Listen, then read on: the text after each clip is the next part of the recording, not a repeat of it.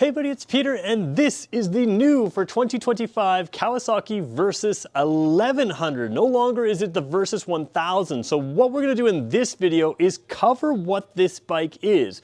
Some of it is carryover, a lot of it is tweaked, but it's not a lot that you see. So what you end up with is a whole different character, or a slightly different character here in the engine and the powertrain, and some of the carryover stuff. But one of the benefits with carrying over some of the pieces is, first of all, it was really good stuff anyways, and second of all, they've actually lowered the price for 2025 compared to the Versys 1000 of 2024. So you get more for less, and if that's not what you're looking for, I don't know what is. Now you may notice I'm filming here at Jim Gilbert's Power Sports, but I'm in a whole different location. That's because there are so many bikes here in late February 2025 that the main showroom is now full of motorcycles. I always film sort of the secondary showroom here, but we've got all sorts of side-by-sides here, so I can't even get to the sign here because there's so much inventory of 2025 stuff rolling in. A couple 2024 still around.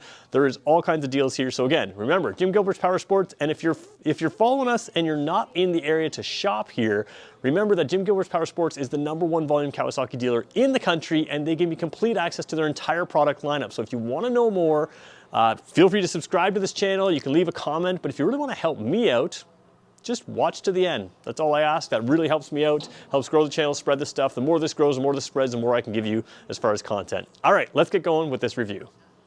So we're gonna bring you in closer in just a second, but let's place this bike in a class. So this bike is still in the same class it always was, which is a bigger sports tourer. Now, there are definitely more sporty sports tourers than the Versys 1000. A lot of people, or Versys 1100, I'm already getting it mixed up from last year's model. A lot of people will consider this to be sort of a less sporty sport tourer. Some people think it's an adventure bike. We'll talk about why it's not that. But keep in mind, Kawasaki also offers the Ninja 1100 SX. It used to be the Ninja 1000 SX with this same motor here. And it is a true sport tourer that is more sporty. So basically what Kawasaki offers you is a sport tourer that is more sporty than a lot of its competitors, and a sport tourer that's a little bit less sporty than some of its competitors. Now, when I say less sporty, it's not necessarily less. What you gain is something that's better as a tourer and less focused as a sport bike. So if that makes some sense, that's what you're getting here. It really is a comfortable, fairly sporty, long distance tourer that you can absolutely use around town and use for everything else. So really great bike. We're going to start at the front wheel, show you what you get. That's where I always start on my videos. But of course, most of what we have to talk about is the new powertrain. We're going to get to that. I'm going to try to tell you stuff that the other videos aren't showing you.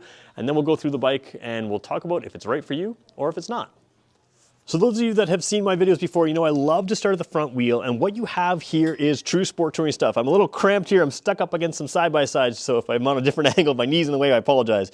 So what we have here is really high-end stuff. This is probably Kawasaki's top high-end bike before going into their sort of more crazy high-end, their supercharged bikes and stuff like that. If you look at the equipment on this bike, I would say that this is quite easily a higher end bike than the one that shares the engine, which is the Ninja 1100 SX. Now there are some tweaks to that, so we'll talk about that. So first of all, what do you have? Dual disc brakes here, of course. You've got the radial mount calipers. Now on the Ninja 1100 that's going to come out, you do have the option of Brembos. You don't have that on this bike, so there is some performance upgrades on that bike that you never used to be able to get before that you can get now. But this one has an electronic suspension system that is absolutely phenomenal. It's going to give you a lot of comfort. It's going to give you a lot of control. It's a really cool system. So we'll talk about that a little bit more in a second. But again, looking at the front wheel, you get the sense of what this bike is. So it's got the Bridgestone Battle Axe Sport Tourer T31 tires. So it's a 120/70/17 tire.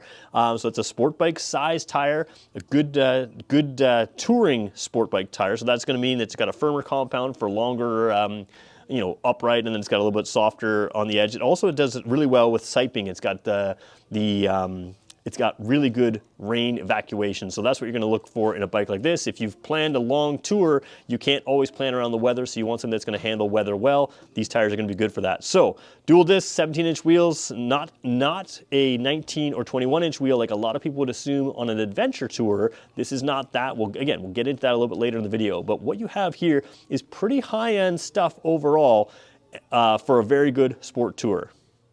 So the biggest change in this bike is the engine. The heart of this bike is changed. Now, a lot of people are going to say, okay, it's not really a whole lot of change, because if you just look at the spec sheet, you're going to see it went from a 1043cc, because remember, the Ninja 1000 and Versys 1000 actually was more than 1000cc. It was 1043cc. It's now up to 1099cc. Now, at first glance, you're like, oh, that's not a whole lot. And you're probably right. But they didn't just stop with that. So the way they got the extra displacement is they take the same engine, and then the cylinders are the same width, but they travel further now, but they only travel 3 millimeters further. So again, you do have extra displacement overall. That is a true 1099 instead of a 1043, but they also reworked the airflow.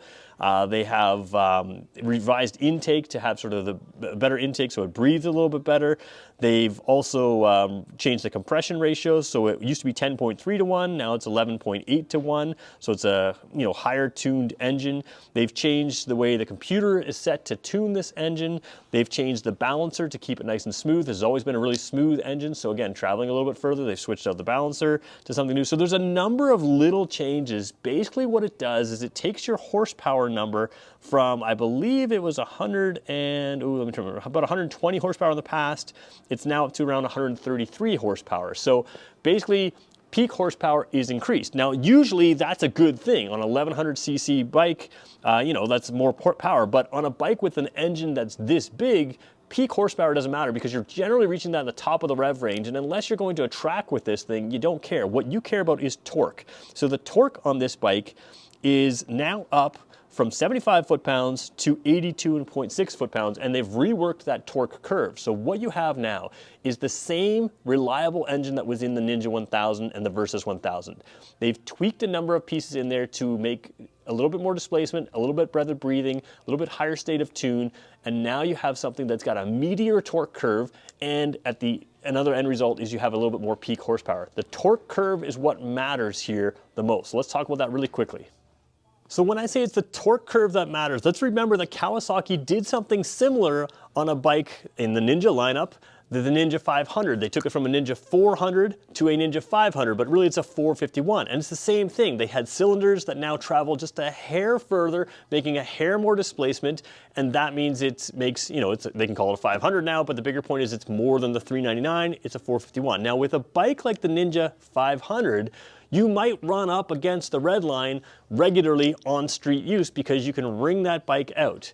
And having peak horsepower rise on that bike actually matters. Peak horsepower on a bike like this should not matter to most of you. If you're driving an 1100cc motorcycle at the top of the rev range regularly, then you're probably on the wrong bike. So where you want to really have that power is that torque curve. And that's where the Ninja and the Versys have always done well. They've had that strong torque curve, which is now even stronger. So torque is the power you feel. It's not necessarily only at the top end of the rev range, it's throughout the rev range, and it's going to have more of that pulling power. And on a bike like this, that matters, because as you'll see in a second, this has a very large rear seat. It's got good sized panniers. You can put a big top box on the back.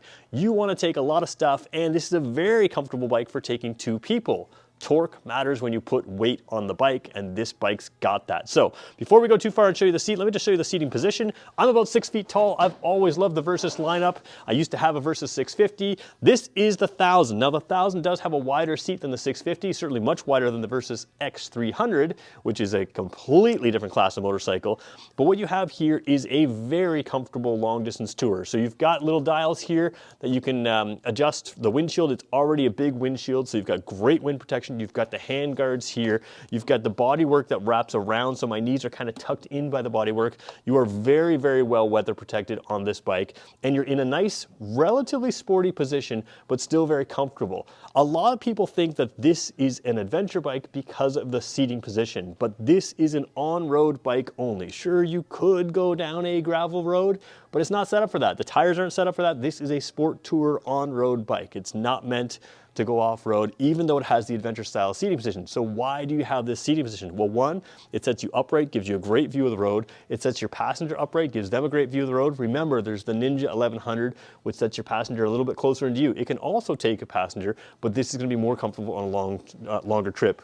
Throw a top box on there, they've got a backrest. It's kind of like driving around in a big touring bike with a lot more handling. And again, a lot of storage there. So your passenger is not felt on your back because of the way you're sitting there. They don't interfere with you in any way when you're riding. You've got a wide stance here, so the bike hides its weight well. And even when I'm standing here, it doesn't feel that bad. Where it's gonna feel heavy is the fuel tank. And I'll talk about the fuel tank in a second when we come closer, because there's a lot of fuel in here. And if you fill it up, that adds some weight. But the bike itself, just not that heavy. It's not that intimidating, despite the fact that it is a large motorcycle physically when you see it.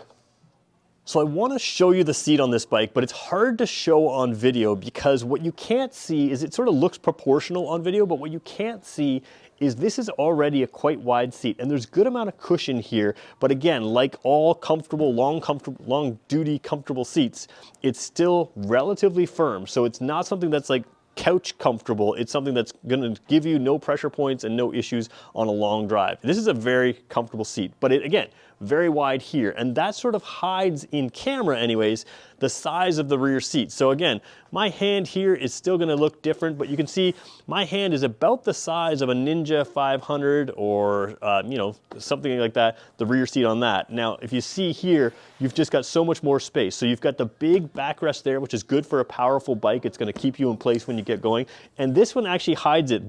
There's a very sharp sort of spoiler type piece on the seat here, which is going to keep your passenger in place, but this doesn't, the fabric here doesn't quite stick to the seat the same way until your passenger's there. So they also have a small supportive thing that's going to keep them in place. They also have great handrails here. You can see that there. And of course there's luggage as well, which we'll talk about in a second. Now, what I would do is if you're regularly taking a passenger, you can get aftermarket backrests on this bike.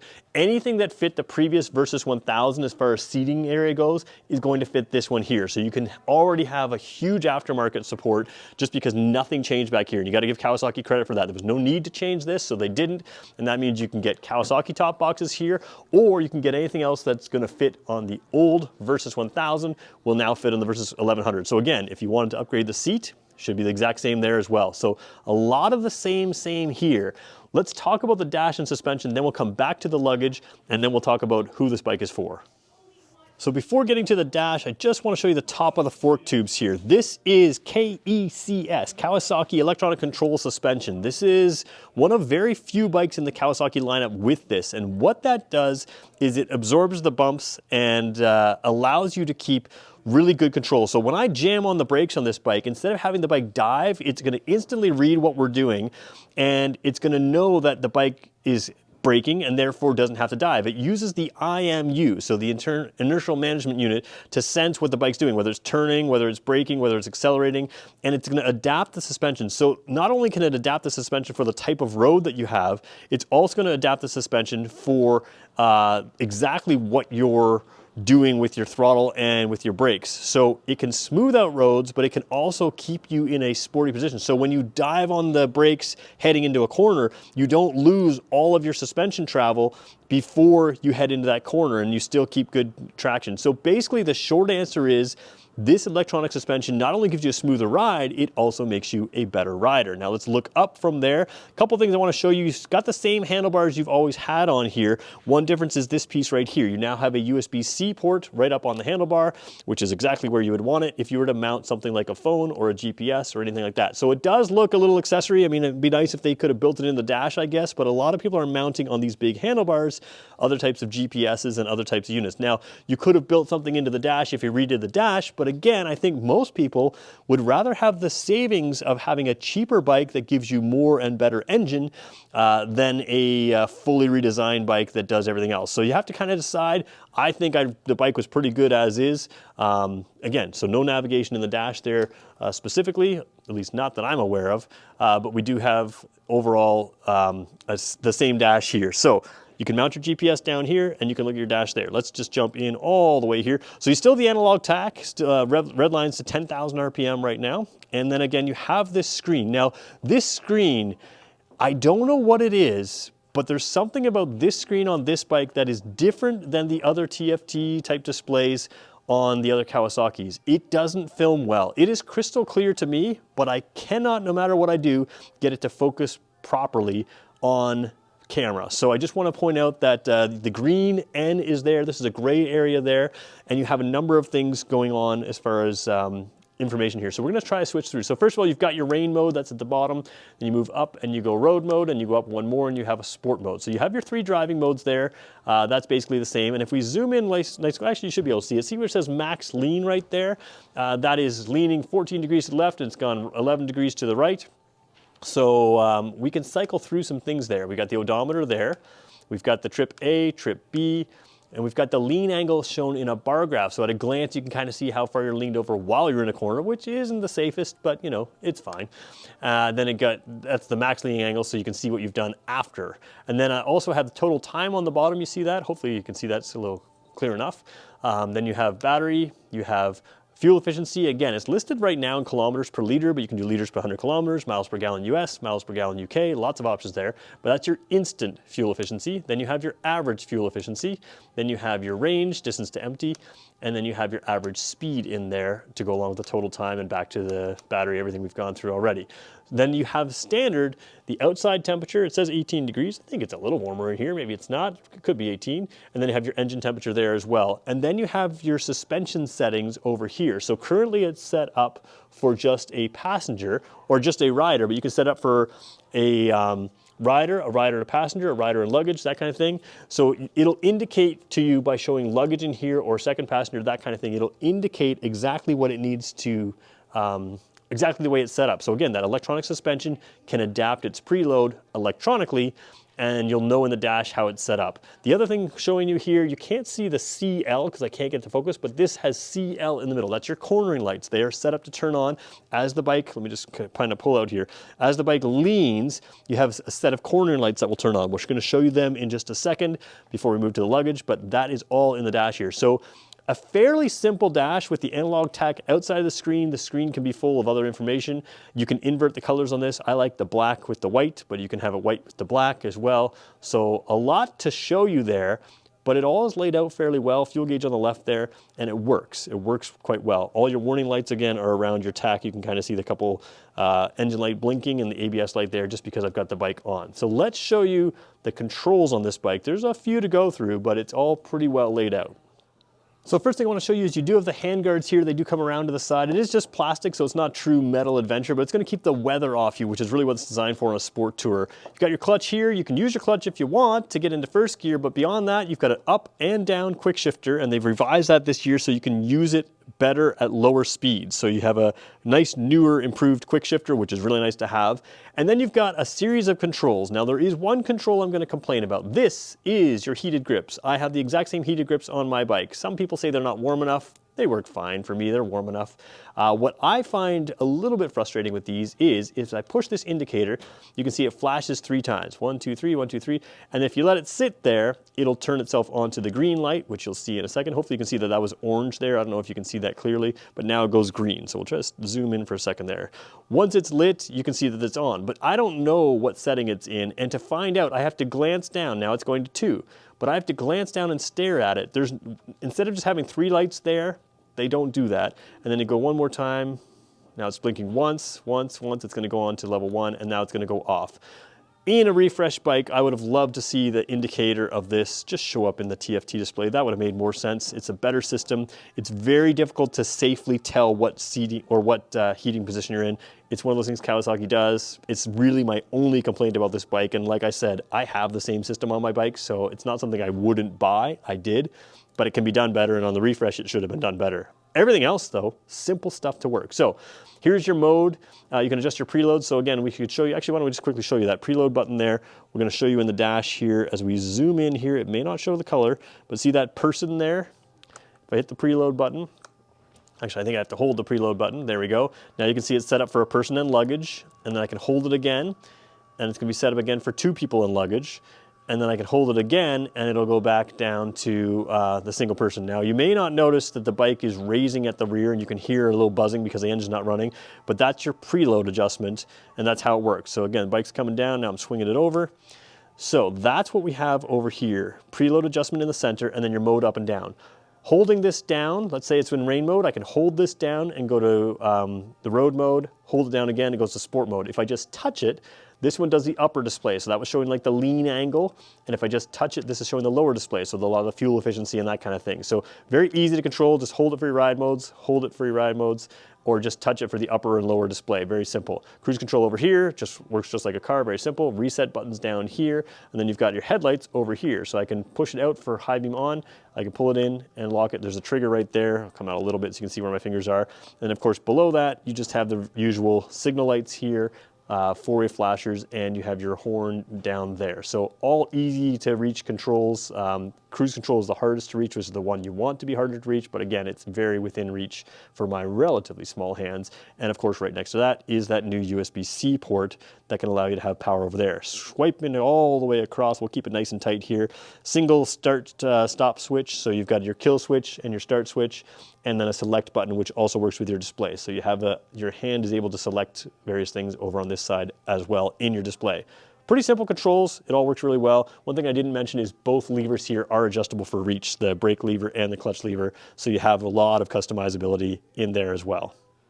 One thing I just forgot to point out, your USB-C port is here on the handlebars. If you look forward, you also have a 12-volt port there on the dash. That is standard, it's not an accessory. So a lot of Kawasaki bikes will have sort of an input where you can put a 12-volt port, but you do have a 12-volt port right there on the dash. Just something you should know about if you're looking to tour.